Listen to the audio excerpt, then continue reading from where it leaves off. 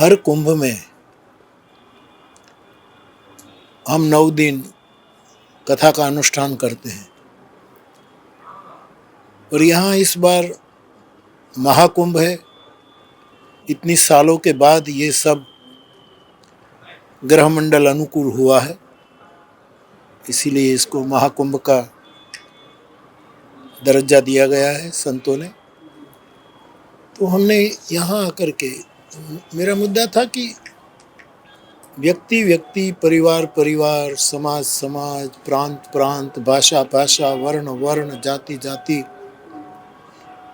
देश दुनिया, सबके बीच में वैचारिक संगम हो,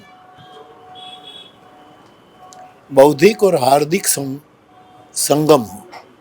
तो हमारा जो विचार का केंद्र बिंदु है वो संगम है। लेकिन ये महाकुंभ है, इतने सालों के बाद हो रहा है, इसलिए हमने नामकरण किया है मानस महाकुंभ।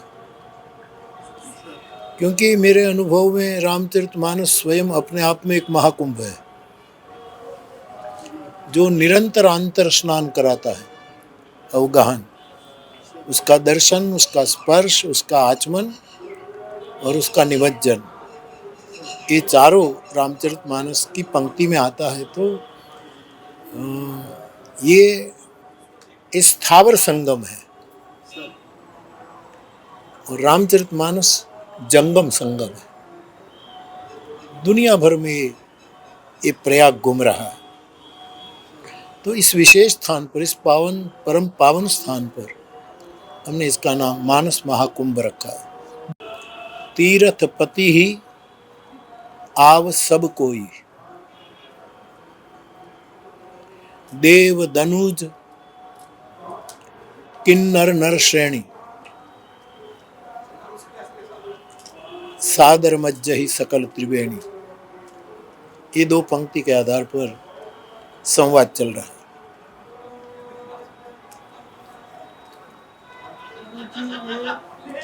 महाकुंभ है, आपने बताया कि सारे ग्रह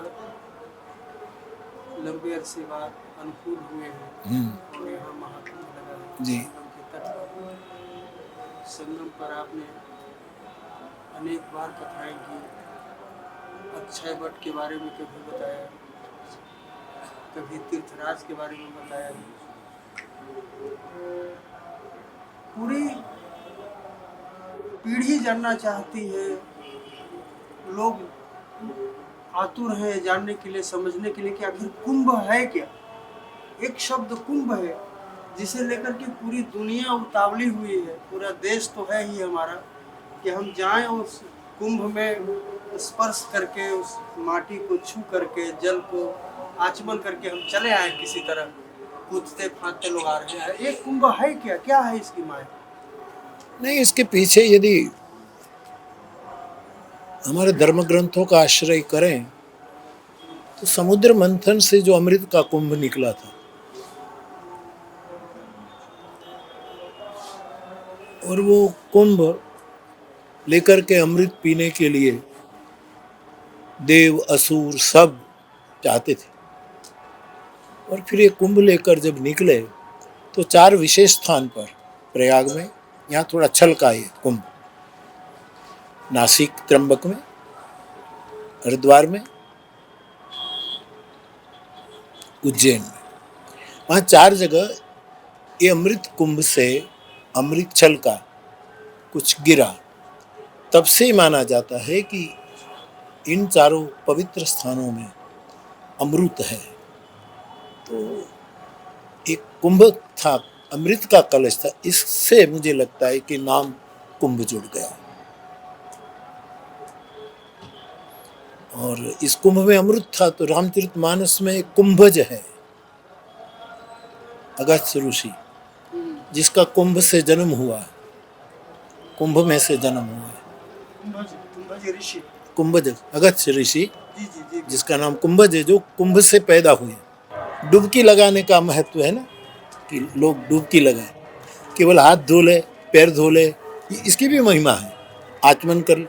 लेकिन डुबकी लगाने में पूरा अंग अंदर जाता है। इसका मतलब कि केवल हाथ मिलाएं किसी से और इतना ही संगम नहीं, हमारे नेत्रों का भी संगम हो, हमारी वाणी का संगम हो, हमारे कर्म का संगम हो, हमारी यात्रा का संगम हो, हर प्रकार प्रत्येक इंद्रियों का संगम हो। तो मुझे लगता है कि यहाँ डुबकी लगाने से संगमी दीक्षा प्राप्त होती है।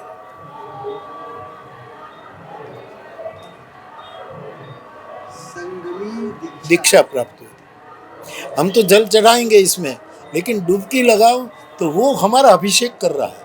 ले संगमी तुम्हें दीक्षा को बापू जी जैसे थोड़ा सा हम सरलीकरण करें उसका अपना ज्ञान बढ़ाने के लिए, तो जैसे मिलन की दीक्षा, हाँ, परस्पर एकता लाने की, परस्पर प्रेम।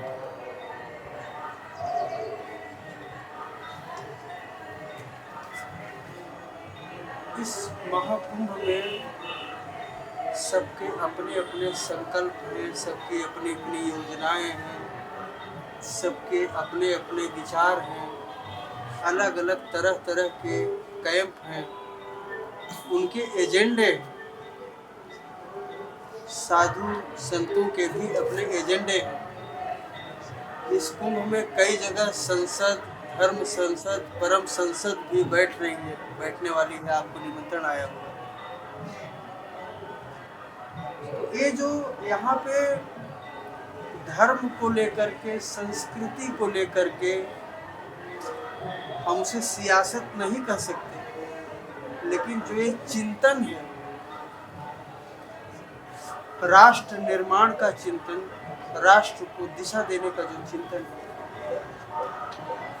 इसमें क्या कोई आपको लगता है कि कोई एक मुद्दा, जैसे एक सनातन बोर्ड को गठित करने का मुद्दा है, वक्फ बोर्ड को भंग करने का मुद्दा है, इस समय हर जगह ज़्यादातर बड़े शिविरों में उनका एक